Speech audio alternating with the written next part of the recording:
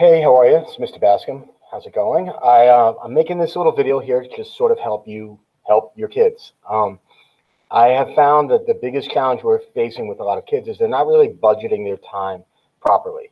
We're giving them a lot of time to get work done more than in the past. A lot of time is built into the day. I know for social studies, we give them every Monday to kind of work on writing pieces. It's kind of no new materials presented that day. And for eighth graders, they're working on their exit project. For seventh graders, they're usually working on a journal entry.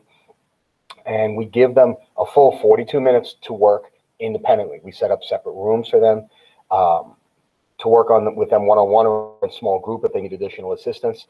But they're given at least one out of every 5 periods a week to work completely independently to either catch up on things or to get where they need to be with their research or to write and work independently, right, with our assistance and support. The other 4 days a week, the other 4 periods a week, we're still building in time for them to work on assignments, but a lot of them aren't using that time. So I kind of I put together a few things to help you help them and in turn help me. So, and their other teachers. The first thing here is really, I have them check pupil path on a regular basis. We usually open first period in the beginning of the day at 8:30. But class doesn't start until 8:38, so that's an 8-minute window of time where they can be checking pupil path. And in checking pupil path, this is where the grades ultimately are recorded. Not on I know we use Classroom, Google Classroom, to give them the work, and it's a work collector, but ultimately they're graded here. And you really want to look when you're checking pupil path. You'll see here for this particular student, these are the assignments they're missing or they have done really poorly on. And that's what you want to focus on. Them getting those assignments done. So when you're checking pupil path, you're looking for work that's missing or has a 0 or a low score. I know for myself and many of the other teachers, we do take late work and with very little to no penalty. So it is in a child's best interest to really check pupil path and see what they owe as far as assignments, or if they've done something poorly, see if they can redo the assignment and resubmit it usually to get more points.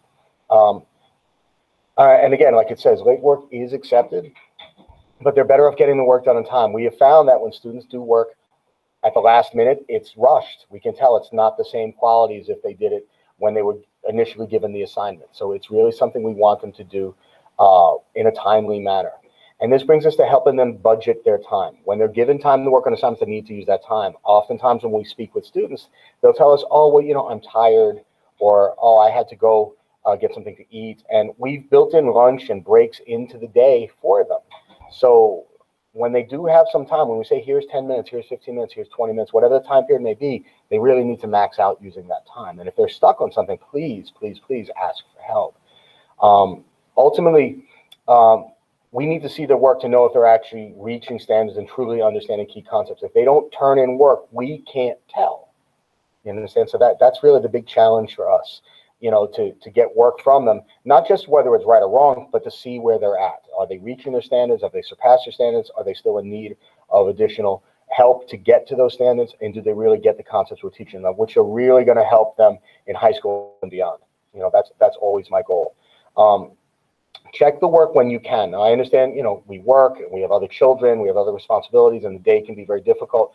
And to be honest, sometimes some of the concepts the kids are working on, we haven't looked at ourselves in a really long time since we were in school.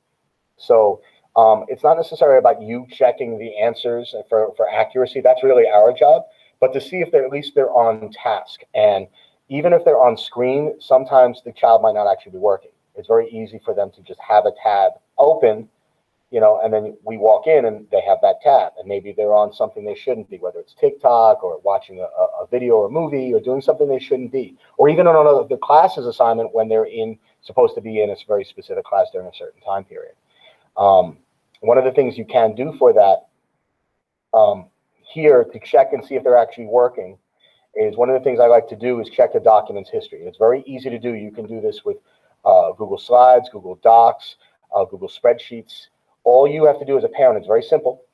You click File, you click Version History, and click See Version History, and this will show you the history of that document and how many times they worked on it and when they worked on it last and what they added to that document during that time. And unfortunately, some students wait until the last minute, and, well, the version history shows as the proof that they waited until the last minute. And that's something very easy that you can check.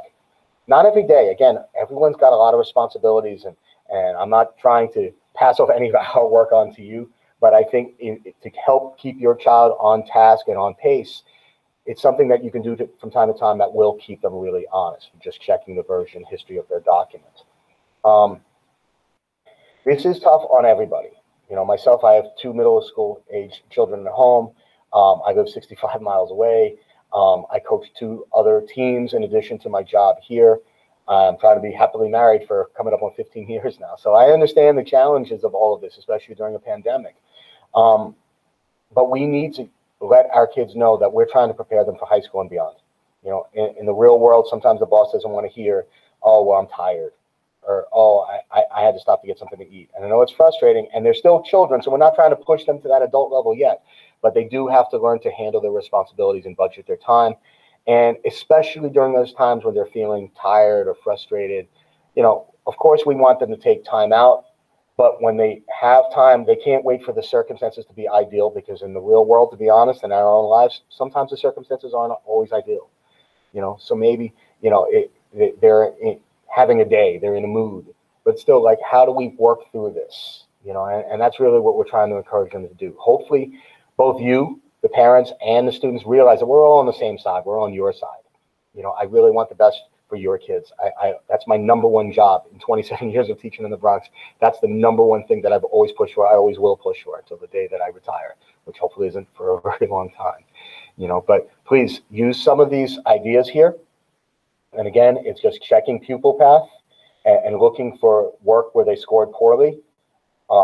Those are the assignments that are emphasized. And obviously here, assessments and assignments are of a higher priority. So that's something you want to work on. Please make sure you're checking classroom and looking the due dates, you know, when things are due, so you can work ahead of time. And then also checking the document history for whatever it is that your child's working on to see if they're staying on task. If you can do this once a week, twice a week, whenever you can, it will help us, it will help your child, it will help you and your peace of mind, just knowing that your child's doing the best that they can with their time. That's really about it. I just wanted to take a few minutes to do that. Hopefully this helps. If you have any questions or concerns, you can always email me or reach out to me via my school email, which is kbascom2@498vannestacademy.org. Or you could write right on the classroom page, or there's a lot of ways to reach out to us, and I've been reaching out to you, and I hope to continue the strong relationship we have. Thank you so much for watching this if you did, and I hope it's a resource to you. All right, be good. Have a good day. Stay safe.